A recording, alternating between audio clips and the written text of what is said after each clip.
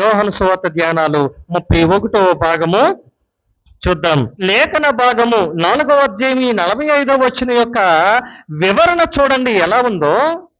వారు యేసుప్రభు వారు గలిలయ ప్రాంతానికి వెళ్ళారంట.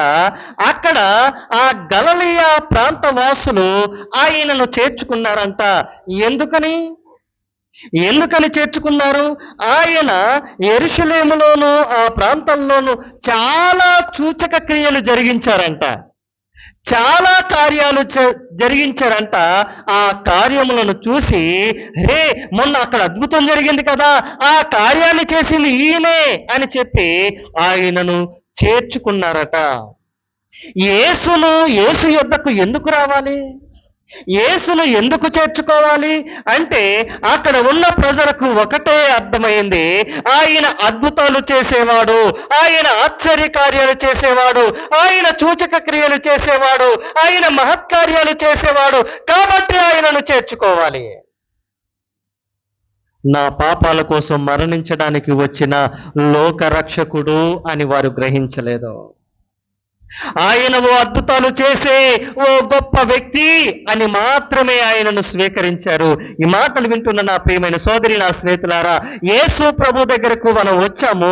చాలా సంవత్సరాలు అవుతుంది, చాలా నెలలు అవుతుంది యేసు ప్రభు దగ్గరకు వచ్చి. ఎందుకు వచ్చాము? ఆయన మోక్షాన్ని ఇచ్చే దేవుడనా, లేక ఈ లోకములో ఉన్నటువంటి సమస్యల నుండి, రోగాల నుండి, వేదల నుండి, బాధల నుండి తప్పించి ఏదో ఒక అద్భుతం చేసే దేవుడని ఆయన దగ్గరకు వచ్చామా? ఒకవేళ ఏదో ఒక అద్భుతం చేస్తాడు దేవుడని వచ్చిన, ఆయన రక్షించే రక్షకుడని, మోక్షాన్ని తీసుకుని వెళ్ళే దేవుడని, పరలోకాన్ని ప్రసాదించే దేవుడని మనకు తెలుసా? ఆలోచించండి. ఒకవేళ గనక మనము ఏదో ఒక అద్భుతం చేస్తాడు అని వచ్చుంటే ఆ గలిలయ యెరూషలేము ప్రజల వలె మనము ఆయన ఒక అద్భుతాలు చేసే వ్యక్తిగానే చూస్తున్నాము తప్ప ఆయన పరలోకానికి తీసుకుని వెళ్ళి మోక్షానికి చేర్చే దేవుడని గ్రహించలేకపోతున్నాం. ఆయన ఈ మాట చెప్పి ఆయన్ను చేర్చుకున్నారంట. అక్కడ నుండి ఆయన ఓ ప్రాంతానికి వెళ్ళడం చూస్తాం మనం. చూడండి 46వ వచనాన్ని కూడా ఒకసారి చదువుదాం. ఈయన యూదా ప్రాంతం నుండి గలిలయ ప్రాంతానికి వచ్చారు కదండి. ఈ గలిలయ ప్రాంతంలో ఉన్నటువంటి కానా అనే ఊరికి వచ్చినప్పుడు ఆ కానాకు ప్రక్కనే ఉన్న ఊరు కపెర్నహూము. ఆ కపెర్నహూములో ఓ అధికారి ఉన్నాడు. ఆ పట్టణానికి అధికారి. అతని పేరు రాయబడలేదు కానీ ప్రధాని అని రాయబడింది. ప్రధాని అని చిన్న ఉద్యోగము కలిగిన వ్యక్తి గురించి మనం మాట్లాడము. ఓ ఉన్నతమైన స్థితిలో ఉన్న వారి గురించి ఓ గొప్ప అధికారి అని మాట్లాడతాం. ఇక్కడ ప్రధాని అనబడినటువంటి ఈ వ్యక్తి ఇక్కడ ఉండడం మనం చూస్తాం. అతనికి ఒక కుమారుడు ఉన్నాడంట. ఆ కుమారుడు ఓ జబ్బుతో బాధపడుతున్నాడు. ఆ బాధను చూసి చలించిపోతున్నాడు ఆ తండ్రి. ఆ బాధను చూసి తట్టుకోలేకపోతున్నాడు తండ్రి. ఆ కుమారుడు గురించి రాయబడింది, అతడు సావ సిద్ధమై ఉన్నాడంట. అంటే ఇక హోప్స్ అన్ని వదిలేసుకున్నాడు. అధికారి అంటే ప్రభుత్వ హాస్పిటల్లో చూపిస్తాడా, ఓ ప్రైవేట్ హాస్పిటల్లో చూపిస్తారా? ధనవంతులు చిన్న చిన్న హాస్పిటల్లో చూపించరండి, ఓ గొప్ప గొప్ప హాస్పిటల్లో చూపిస్తారు. అతను పేరు అధికారిగా ఇక్కడ రాయబడి ఉంది. అధికారము కలిగిన వ్యక్తి తన అధికారాన్ని బట్టి ఎంత గొప్ప మల్టీ స్పెషాలిటీ హాస్పిటల్లో చూపించుంటాడు. అయినప్పటికీ కూడా దాటిపోయే పరిస్థితి, ఆ సమస్యకు పరిష్కారము దొరకని పరిస్థితి. అప్పుడు ఏం జరిగింది చూడండి 47వ వచనం. యేసు యూదయ నుండి గలిలయకు వచ్చెనని అతడు విని ఆయన యొద్దకు వచ్చారు. ఈ అధికారికి అనిపించింది, ఇక ఎవరి వల్ల కాదు, అద్భుతాలు చేసే ఒక వ్యక్తి ఉన్నారు కదా, ఆ యేసు అనే వ్యక్తి ఉన్నారు కదా, ఆయన వచ్చారని విన్నాను. కానా వివాహంలో గొప్ప విందులోనే ఎంత గొప్ప కార్యం జరిగిందంట. ఆయన దగ్గరకు వెళితే నా సమస్య తీరిపోతుంది అని ఆయన గురించి విన్నాడట. ఆ యేసు గురించి విని ఆయన యొద్దకు వచ్చారట. ఈ మాటలు వింటున్న నా ప్రియమైన సోదరి, నా స్నేహితులారా, మనము ఆయన దగ్గరకు వచ్చాము, ఆయన గురించి విన్నాము. ఎవరున్నటండి యేసు అంట ఆయన్ను ఆరాధిస్తే, ఆయనను సేవిస్తే మన సమస్యలన్నీ తీరిపోతాయంట, ఆయన గొప్ప దేవుడంటండి అని ఎవరో ఒకరి ద్వారా మన చెవిన పడింది. ఆయన యొక్క గొప్పతనం గురించి ఆయన దగ్గరకు వచ్చాం కదా, మనము అలా వచ్చిన వారమే. ఈ అధికారి ఓ సమస్యతో బాధపడుతున్నాడు. ఆ సమస్య ఎక్కడ తీరుతుంది అని ఆలోచించారు. సమస్య తీరే మార్గము గల వ్యక్తి ఒకరున్నారు అని అర్థమైంది. ఆయన దగ్గరకు వచ్చి ఆయనను వేడుకుంటున్నారు. ఈ మాటలు వింటున్న నా ప్రియమైన సోదరి, నా స్నేహితులారా, తీరని సమస్యతో వచ్చాం మనం. ఎటు వెళ్ళాలో తెలియని పరిస్థితుల్లో వచ్చాం మనం. ఆ సమస్య నుండి పరిష్కరించే దేవుని దగ్గరికి వచ్చాం. ఆయనను వేడుకోగలుగుతున్నామా? ఈ అధికారి ఆయనను వేడుకుంటున్నాడు. ఆయనను వేడుకుంటున్నాడు. ఆయనకు ప్రార్థిస్తున్నాడండి. ఓ సమస్యతో సుడిగుండములో ఉన్న సోదరీ స్నేహితుడా, ఆయనను మనసారా వేడుకోగలుగుతున్నామా? ఆయనను మనసారా ప్రార్థించగలుగుతున్నామా? ఆయన పాదాలు పట్టుకుని గోజాడగలుగుతున్నామా? మనకేమో 2-3 నిమిషాల్లో ఇన్స్టెంట్ గా మనకన్నీ వచ్చి పడిపోవాలి. ప్రార్థన చేయగానే మన అవసరాలన్నీ తీరిపోవాలి. మన హృదయం ఎలా ఉన్నా, మన స్థితి ఎలా ఉన్నా, మన ప్రార్థన మట్టికి ప్రభువా నాకు ఇది కావాలంటే నువ్వు అడగడమే ఆలస్యం, ఇదిగో అని ఆయన ఇచ్చేవాళ్ళు. మనకన్నీ ఫాస్ట్ గా జరిగిపోవాలి ఇప్పుడున్న ఫాస్ట్ జనరేషన్ లో. ఇప్పుడు ఏదైనా ఒక హోటల్కి వెళ్ళినప్పుడు నాకు స్పీడ్గా భోజనం కడతావా, లేకపోతే మరో హోటల్కి పోతాను అని ఎలాగైతే చెబుతామో, నాకు ఫాస్ట్ ఫుడ్ కావాలి అని ఎంత ఆతృత పడతామో, దేవుని మందిరానికి వచ్చి కూడా చాలా మంది ఇలాగే చేస్తున్నారు. ప్రభువా ఈ మందిరంలో కార్యం జరుగుతుందని నేను విన్నాను, చేస్తావా? నాకు ఈ సమస్య ఉంది, జరుగుతుందా? లేకపోతే చెప్పు ఇంకో చర్చ్ ఉంది, లేకపోతే చెప్పు అక్కడికి వెళ్ళిపోతాను, లేకపోతే చెప్పు మరో చోట, లేకపోతే చెప్పు మరో చోట. పిల్లి ఏడిలు తిరిగినట్టుగా ఇక్కడ కాకపోతే అక్కడ, అక్కడ కాకపోతే ఇక్కడ, ఇలా తిరుగుతూ మన జీవితాన్ని వెళ్ళబుచ్చేస్తున్నామే తప్ప మనసారా హృదయపూర్వకముగా ఆయనను వేడుకుంటే జరగని కార్యం అంటూ ఏముంటుంది? ఈ అధికారి ఆయన దగ్గరకు వచ్చి మాట్లాడుతున్నారు. ఆయనను వేడుకుంటున్నాడు. నా కొడుకు సావడానికి సిద్ధంగా ఉన్నాడు ప్రభువా, రక్షించవా. ఈ అధికారి అలా వేడుకున్నప్పుడు అతని విశ్వాసానికి పరీక్ష పెట్టాడండి ఆయన. ఆయన పెట్టే పరీక్షకు ఆయన ఆలోచనలో పడతారు. ఏమని మాట్లాడారు ఇక్కడ యేసు ప్రభువారు? చదువుదాం 48వ వచనం.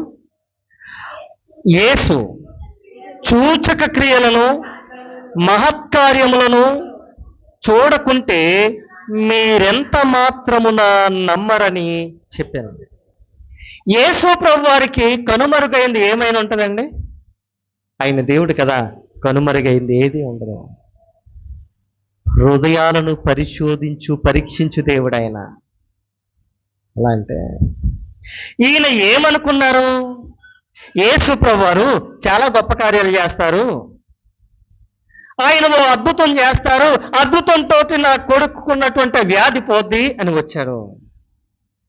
ఆయన ఒక ప్రవక్త అన్నట్టుగానే మాట్లాడారు తప్ప ఈయన నిజముగా లోకరక్షకుడని ఆయన అక్కడ మాట్లాడలేదు. ఈయన ప్రవక్త ఓ అద్భుతాన్ని చేస్తారు, ఓ ఆశ్చర్య కార్యాన్ని చేస్తారు, అయితే నా సమస్య నుండి పోతుంది అని అనుకొని ఆయన దగ్గరకు రావడం ఈ అధికారి చేసిన పని. దేవుడు హెచ్చరిస్తూ మాట్లాడుతున్నాడు. ఎవరో ఒక సూచక్రియ కావాలి అని నా దగ్గరకు వస్తున్నారు, ఏదో ఒక ఆశ్చర్యకార్యం కోసం వస్తున్నారు. ఇదే మాట మత్తయి సువార్తలో పరిసయ్యులు సద్దుకయ్యులను చూసి కూడా దేవుడు చెప్తారు. 12వ అధ్యాయంలోను 16వ అధ్యాయంలో కూడా ఇదే మాట చెప్తారు. ఏ అద్భుతం చేయకుండా మీరు నమ్మరా ఆయన్ను? ఏదన్నా సూచక క్రియ జరగకపోతే మీరు నమ్మరా ఆయన్ను? ఏదైనా కార్యం జరుగుతూనేనా నమ్ముతారు? ఆనాడే కాదండి, ఈనాడు కూడా ఇదే పరిస్థితుల్లో ఉన్నారు. ఇదే పరిస్థితుల్లో ఉన్నారండి. ఆయనను నమ్మట్లేదు. ఆయన్ను నిజముగా రక్షకుడని నమ్మట్లేదు. ఆయన చేసే కార్యాల మీద ఆధారపడుతున్నారు. ఆయన చేసే అద్భుతాల మీద ఆధారపడుతున్నారు. ఈనాటి ప్రజలకు ఏమి కావాలి అంటే కాలు నొప్పి, చెయ్యి నొప్పి, తల నొప్పి, కడుపు నొప్పి తగ్గిపోవాలి, అయిపోవాలి అంతే. అయ్యో, పరలోకానికి మార్గము యేసంట. ఆ యేసును ఎలా నమ్మితే పరలోకానికి వెళతాము అవసరం లేదు ఈనాటి కాలంలో భక్తి చేసే క్రైస్తవులకు. పరలోకాన్ని ఇచ్చే దేవుడు అవసరం లేదు. పరలోకాన్ని ఇచ్చే దేవుడు అవసరం లేదు, కానీ ఆ దేవుని ద్వారా వచ్చే ఆశీర్వాదాలు మట్టుకు వచ్చేయాలి. ఇది ఎక్కడ న్యాయమండి? ఆయన నిన్ను నన్ను ఎందుకు సృజించాడు, నీ కోసము నా కోసము ఎందుకు త్యాగం చేశారన్నది ఆలోచించట్లేదండి. ఆలోచించట్లేదు. ఈ అధికారి ఆయన దగ్గరకు వచ్చారట. వచ్చి సూచక్రియ చేసి నా కొడుకును బాగు చేసేస్తారు, ఆయన వస్తారు, నా కొడుకు మీద చేతులుంచుతారు, ప్రార్థన చేసేస్తారు అని అనుకున్నారు ఆయన. కానీ ఆయన అలా చెప్పలేదు. ఆయన రాలేదు. కానీ ఆయన చేసిన పని ఒకటి కనబడుతుంది అక్కడ, చూడండి. అందుకు ఆ ప్రధాని, ప్రభువా, నా కుమారుడు చావక మునిపే రమ్మని వేడుకొనెను.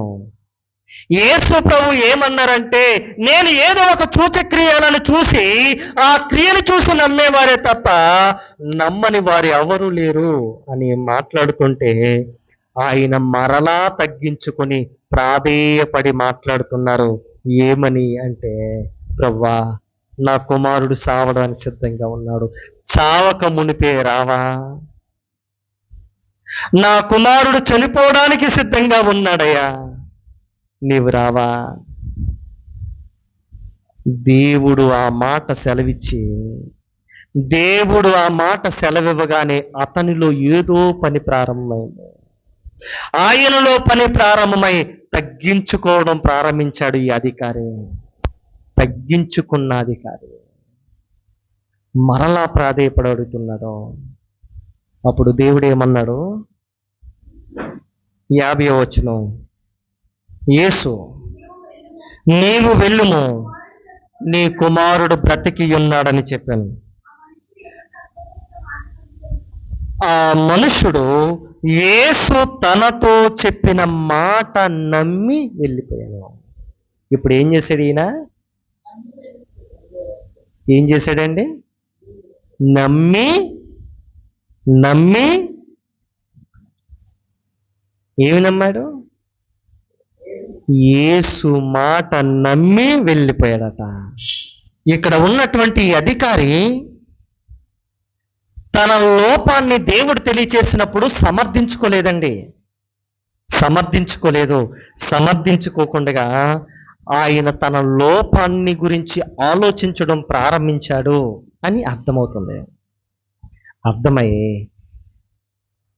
తన కుమారుడి యొక్క పరిస్థితి జ్ఞాపకం వచ్చి జాలిగా చూస్తూ మాట్లాడుతున్నారు. ప్రభువా, నా కొడుకు చనిపోయే పరిస్థితిలో ఉన్నాడు, రావా? అప్పుడు చెప్పగానే యేసు ప్రభువారు అంటున్నారు, నీవు వెళ్ళు, నీ కుమారుడు బ్రతికి ఉన్నాడు. మాటను నమ్మి అక్కడి నుండి వెళ్ళాడు ఆయన మాట నమ్మి అక్కడి నుండి వెళ్ళాడు ఆయన. మాట ద్వారా ఏం జరుగుతుంది? కీర్తన గ్రంథం 107వ కీర్తన 20వ వాక్యాన్ని ఒకసారి చదవండి. ఏంటండి? మాటను పంపి మాట ద్వారా స్వస్థత అంట. ఆయన మాట యొక్క శక్తిని గమనించాడు ఈయన. ఆయన ఎంతగా చెప్పారంటే ఆయన మాటలో ఏదో ఉంది, ఆయన మాట శక్తి గలది అని నమ్మాడు ఆయన. ఆయన మాటను బట్టి ఆయన నమ్మి వెళ్ళాడు. నా స్నేహితులారా, ఆయన మాట మనల్ని బాగు చేసేదని నమ్మగలుగుతున్నామా మనం? ఆయన మాట మనల్ని విడిపించేదని నమ్మగలుగుతున్నామండి? ఆయన మాట మనల్ని రక్షించేదని నమ్మగలుగుతున్నామా? ఆయన మాట ద్వారా అనేక కార్యాలు జరుగుతాయని విశ్వసించగలుగుతున్నామా? ఆలోచించండి, ఆలోచించండి. ఆయన మాటను బట్టి ఆయన నమ్మి వెళ్ళిపోయాడో, ఆ మాటను బట్టి ఆయన చేసిన కార్యం ఎంత గొప్పదో చూడండి ఒకసారి. 50-51 వచనాలు చదువుతాం. యేసు, నీవు వెళ్ళుము, నీ కుమారుడు బ్రతికి ఉన్నాడని అతనితో చెప్పగా, ఆ మనుషుడు యేసు తనతో చెప్పిన మాటను నమ్మి వెళ్ళిపోయాను. అతడు ఇంకా వెళ్ళుచుండగా అతని దాసులు అతనికి ఎదురుగా వచ్చి, అతని కుమారుడు బ్రతికి ఉన్నాడని చెప్పిరి. ఏ గంటకు వాడు బాగుపడసాగినని వానిని అడిగినప్పుడు వారు, నిన్న 1 గంటకు జ్వరము వానిని విడిచిపోయాను అని అతనితో చెప్పిరి. చాలండి. తనకు ఎదురుగా వచ్చేశారు తన మనుషులు. ఎందుకు అంటే ఇతడు అధికారి, ఓ సామాన్యమైన మనిషి కాదు. ఈ అధికారి ఎదురుగా వెళుతుంటే అతనికి ఎదురుగా వచ్చి మాట్లాడుతున్నారంట. ఏమని? ఏమండి అధికారి, నాయకుడా, నీ కుమారుడు కోసం నీవు ఇబ్బంది పడుతున్నావు కదూ, నీవు బాధపడుతున్నావు కదూ, నీ కుమారుడికి వ్యాధి తగ్గిపోయింది. అవునా? మరణానికి చేరువలో ఉన్నాడే. అయ్యో, ఆహారం తిని కొన్ని నెలలైపోయింది, లేచి నానా అని పిలిచి చాలా కాలం అయిపోయింది. బాగుపడ్డాడా? ఎలా బాగుపడ్డాడు? ఎప్పుడు బాగుపడ్డాడంటే నిన్న 1 గంట ఆ సమయంలో. అంటే అరే, నేను 1 గంట సమయానికి యేసుతో మాట్లాడుతున్నాను కదా. ఓ, యేసు మాట వెళ్ళి నా కొడుకును స్వస్థపరిచింది. యేసు మాట వెళ్ళి నా కొడుకును బ్రతికించింది. ఆయన మాటలో ఉన్న శక్తిని గ్రహించాడు ఆయన. ఆయన మాటకున్నటువంటి శక్తి అంత గొప్పది, అంత గొప్పది. ఆ శక్తి గల మాట మనం నమ్మగలుగుతున్నామా స్నేహితులారా? ఆయన శక్తి గల మాటను బట్టి మనము నమ్మగలుగుతున్నామండి. ఆయన మాటలో గొప్ప శక్తి దాగుంది. ఆయన మాట వెళ్ళడాన్ని బట్టి మనము బ్రతుకుతున్నాం. మనము చాలాసార్లు అనుకుంటాం, ఎక్కడో ఉన్నారు మన బంధువులు, వారు బాగుపడతారా, వారు శ్రమల్లో ఉన్నారు, వారి కోసం ఎలాగా అని మనం చాలా ప్రాధేయపడి ప్రార్థన చేస్తాం. మనకున్న గొప్ప నిరీక్షణ ఏంటో తెలుసా? మనం ప్రార్థన చేయడమే ఆలస్యము. ప్రభు కనికరించి ఆయన మాట పంపించి ఎంత దూరాన్నున్నా ఆయన మాటతో స్వస్థత పరచగల దేవుడు, కార్యము చేయగల దేవుడు. ఆయన కార్యము చేయగల దేవుడు. యేసు ప్రభు ఆయన తండ్రి కుడి పార్శ్వమున కూర్చుని ఉన్నారు. మనము ఆయనకు మొరపెడితే ఆ తండ్రి కుడి పార్శ్వమున ఆసీనుడై ఉన్నటువంటి ఆ దేవుడు తన వాక్కును పంపి మన రోగములను స్వస్థపరిచి మనను రక్షించగల శక్తి గల మాట ఆ పరమ తండ్రి దగ్గర ఉంది. అంత శక్తి గలదండి ఆయన మాట. ఒకవేళ మనలో ఎందుకు కార్యాలు జరగట్లేదు అంటే బహుశా మనలో అవిశ్వాసము చొరబడి ఉందేమో. మన జీవితంలో ఇంకా కార్యాలు ఎందుకు చూడలేకపోతున్నామంటే మనలో ఇంకా అవిశ్వాసపు కోరలు ఇంకా వేరులు వేసుకుంటూ లోపలికి చొచ్చుకొని పోతుందేమో. ఆలోచించండి నా స్నేహితులారా. ఆయన మనలను తన వాక్కు పంపి స్వస్థపరిచిన దేవుడు. ఆ స్వస్థపరిచిన దేవుణ్ణి మనము ఆరాధించగలుగుతున్నాము. చూడండి 53వ వచనం చూడండి ఒకసారి. నీ కుమారుడు బ్రతికి ఉన్నాడని యేసు తనతో చెప్పిన గంట అదే అని తండ్రి తెలుసుకుని గనుక అతడును అతనింటి వారును నమ్మిరి. స్తోత్రం కలుగును గాక. ఎవరు నమ్మారు? ఇప్పుడు ముందు ఎవరు నమ్మి వెళ్ళారు? ఆ తండ్రి నమ్మి వెళ్ళాడు. ఇప్పుడు ఎవరు నమ్మారు? అతడును అతని ఇంటి వారందరూ అంట. దేవుడు చేసిన కార్యం ఆయనను నమ్మి అతని యొక్క జీవితాన్ని బట్టి అతని కుటుంబం అంతా నమ్మిందంట. మనలను బట్టి మన కుటుంబం నమ్మగలుగుతుందా? మనలను బట్టి మన విశ్వాసాన్ని చూసి, మన భక్తిని చూసి మనలను చూస్తున్న వారు నమ్మగలుగుతున్నారా? ఆలోచించండి. ఒకవేళ గనక మన భక్తి జీవితాన్ని నమ్మకము లేకుండగానే కొనసాగిస్తూ ఉంటే, మన భక్తి జీవితాన్ని నమ్మకం లేకుండగానే ఏదో వెళ్ళాము వచ్చాము నామకార్థంగా చేస్తే కూర్చున్న నీకు ప్రయోజనం ఉండదు, నిన్ను నమ్మిన నీ కుటుంబానికి కూడా ప్రయోజనమేమి ఉండదు. నీవు నమ్ము, అప్పుడు ఆయన కార్యాన్ని చూస్తావు. ఆయన కార్యాన్ని చూసిన నీవు నీ జీవితాన్ని చూసిన అనేక మంది మనుషులు ఆయన యందు నమ్మిక ఉంచుతారు. అప్పుడు నీవు చెప్పగలుగుతావు, నేనును నా ఇంటి వారును యెహోవాను సేవిస్తున్నాము. ఈ అధికారి ఏదో ఒక చిన్న సమస్యతోటి ఏదో ఒక ప్రవక్త అని నమ్మిన వ్యక్తి ఇప్పుడు ఈయన నిజముగా రక్షకుడు, ఈయన నిజముగా లోక రక్షకుడని నమ్మి ఆయన దగ్గరకు వచ్చి ఆయనను ఆరాధించడం ప్రారంభించాడు. ఆయనను ఆరాధించడం ప్రారంభించిన అతని జీవితాన్ని చూసి కుటుంబం అంతా ఆరాధించడం ప్రారంభించింది. ఆ గొప్ప దేవుణ్ణి మనము కూడా అంత ప్రభావితం చేసే జీవితం కలిగి ఆయనను ఆరాధించగలుగుతామా? అలా ఆరాధిస్తే ఎంత బాగుంటుంది కదా. మోకరించండి.